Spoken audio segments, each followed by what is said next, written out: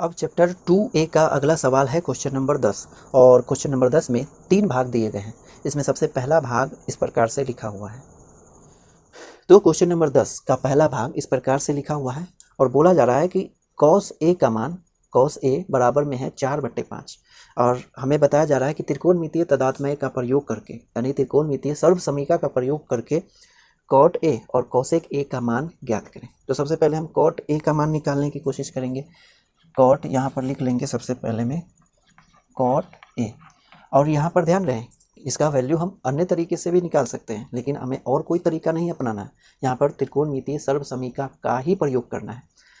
हम यहाँ पर त्रिकोणमितीय अनुपात विधि लगा सकते हैं, लेकिन उस तरीके से नहीं निकालना है, हमें सर्वसमीका का प्रयोग करना है। इसके लिए हमें क्या करना होगा कि ये जो कॉट ए दे रखा है ना, उसे हमें कॉस के पदों में व्यक्त करना होगा, क्योंकि कॉस ए का मान दे रखा है, इसीलिए कॉस के पदों में पहले व्यक्त करेंगे तब जाकर के उसका मान प्राप्त होगा।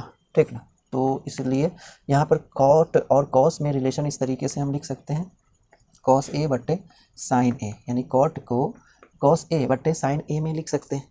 तो यहाँ पर कॉस ए तो आ गया, लेकिन बट्टे में साइन ए है ना, जिसका मान तो हमें मालूम नहीं है और कोई विधि लगाना नहीं है, तो इसे भी पहले कॉस के पदों में व्यक्त करना होगा।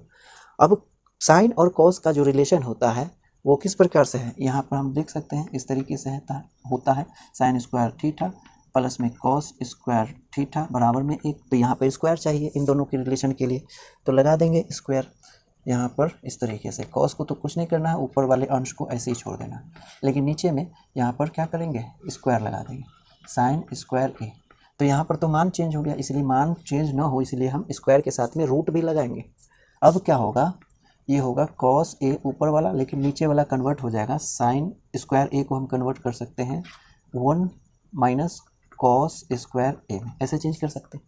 तो यहाँ प्रत्येक टर्म कॉस में आ गया, तो कॉस ए का वैल्यू दे रखा है, हम रख देंगे यहाँ पर बराबर लिखेंगे कॉस कितना है 4/5, इस कॉस के बदले 4/5 और नीचे में हम रूट देंगे और 1 और 4/5 का क्या करना होगा, स्क्वायर करना पड़ेगा।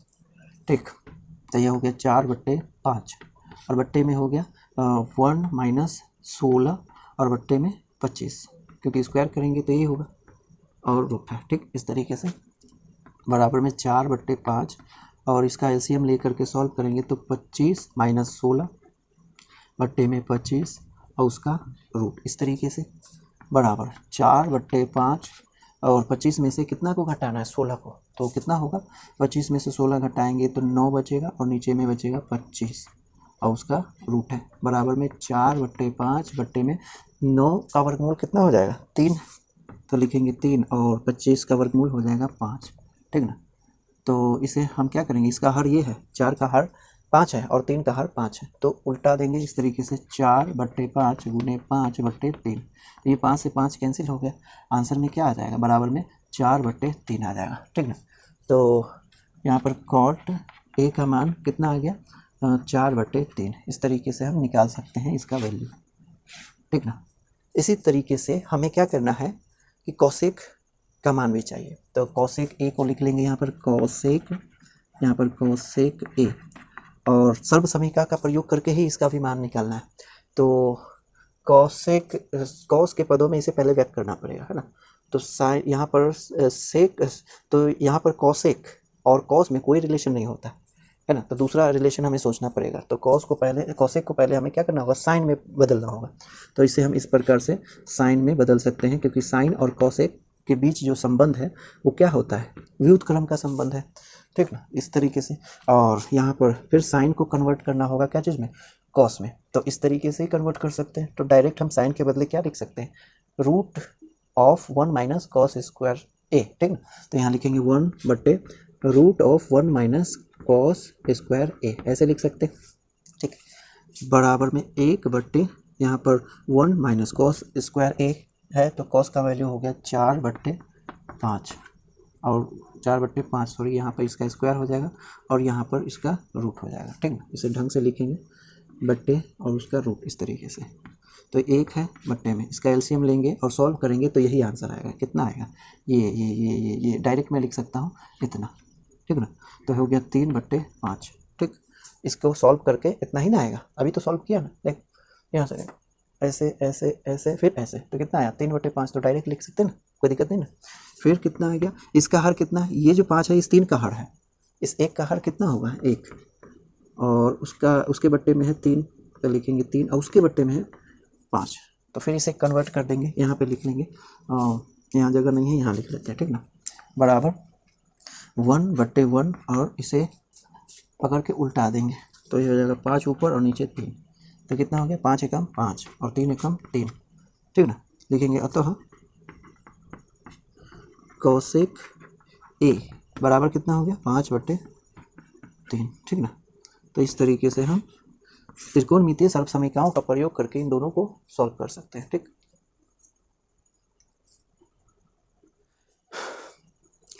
अब इसके दूसरे भाग में लिखा हुआ है यदि कौशिक ए बराबर 12/5 हो, कौशिक ए बराबर 12/5 हो तो कॉस ए और कॉट ए का मान ज्ञात करें।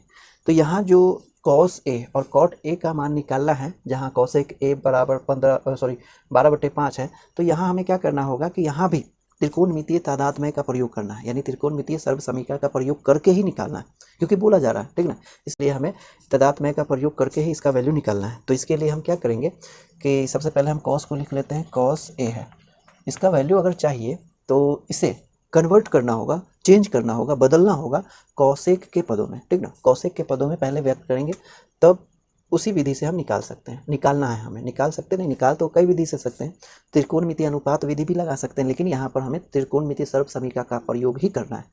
तो इसलिए सबसे पहले कॉस ए को कौशिक के पदों में व्यक्त किया जाए।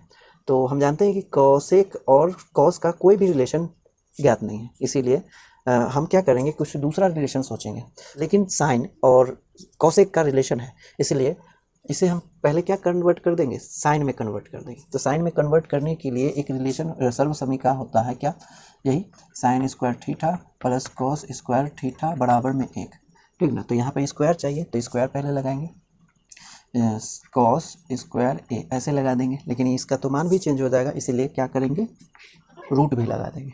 अब इस कॉस स्क्वायर ए को हम चेंज कर सकते हैं साइन में, क्या करेंगे, कॉस स्क्वायर को ऐसे ही छोड़ देंगे और इसे उस पक्ष में ले जाएंगे, तो कितना हो जाएगा, कॉस स्क्वायर थीटा बराबर 1 माइनस साइन स्क्वायर थीटा। तो यहाँ पर root of 1 minus sine square theta, तो ये हो गया। अब इस साइन और इस कॉसेक में एक रिलेशन होता है व्युत्क्रम का, यानी 1/कॉसेक ए हम लिख सकते हैं साइन ए के बाद, सॉरी यहाँ पर साइन ए देना है इस तरीके से, ठीक। तो स्पेस उधर नहीं है, यहाँ लिख लेते हैं, ठीक, बराबर में रूट ऑफ 1 तो पहले से है, और इसके बदले में हम लिख सकते हैं 1/कॉसेक स्क्वायर ए लिख सकते हैं, और याद रहे ये टोटल का रूट है, ठीक ना, इस तरीके से। तो इसका एलसीएम लेंगे तो हो जाएगा कॉसेक स्क्वायर ए माइनस में 1 बट्टे में हो जाएगा कॉसेक स्क्वायर कितना ए, इस तरीके से लिख सकते हैं। तो हो गया ना, कॉस को हमने कॉसेक के पदों में व्यक्त कर दिया, ठीक। अब चूंकि कॉसेक ए का वैल्यू कितना है 12/5, तो कॉसेक ए की जगह पर हमें 12/5 को पुट करना होगा।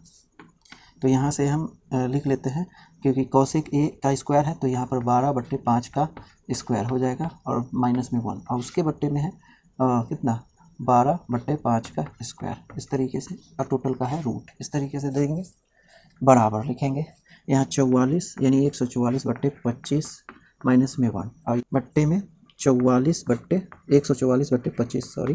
फिर यहाँ पे ये जो रूट है दोनों में ऊपर और नीचे डिवाइड कर सकते हैं ऐसे, और इसको ऐसे बराबर में लिखेंगे, तो हो गया 144, इसका एलसीएम लेके सॉल्व करेंगे तो -25, और बट्टे में हो गया 25, और इसका रूट, फिर बट्टे में ये 144 और बट्टे में 25 दोनों का वर्गमूल निकल जाएगा, तो 12/5 ही हो जाएगा, ऐसे ही रह जाएगा, ठीक ना।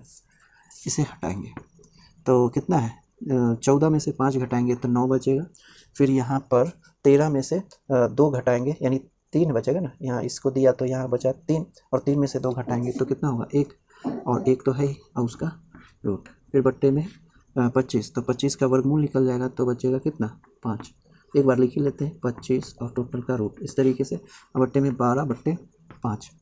यहाँ पे 119 का वर्गमूल निकलता है क्या, नहीं ना, निकलता है, नहीं निकलता है, ओड नंबर है, सॉरी प्राइम नंबर है, इसीलिए नहीं निकलेगा।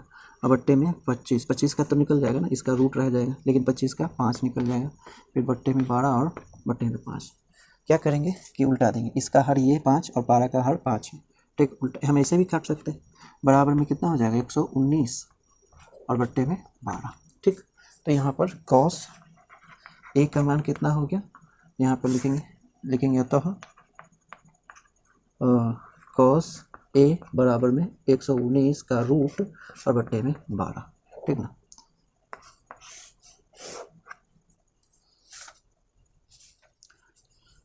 फिर इसी प्रकार से हमें कॉट ए का मान चाहिए, तो कॉट ए के बदले हम यहाँ पर लिख लेंगे कॉट ए, और इससे भी हमें पहले कॉस के पदों में कन्वर्ट करना पड़ेगा, सॉरी कॉसेक के पदों में कन्वर्ट करना पड़ेगा।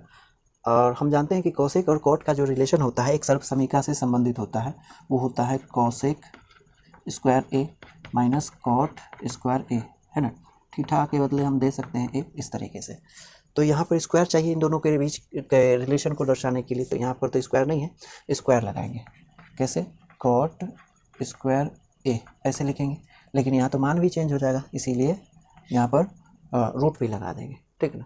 और इसे कॉट स्क्वायर ए, इसके बदले में हम क्या लिख सकते हैं, यहाँ से हम रिलेशन देखते हैं कि कॉट स्क्वायर ए बराबर में 1 नहीं कॉसेक स्क्वायर ए माइनस 1 होता है। तो इस कॉट स्क्वायर ए के बदले में हम क्या लिख सकते हैं, कॉसेक स्क्वायर ए माइनस 1। तो यहाँ पर स्पेस है, लिख लेते हैं, है ना।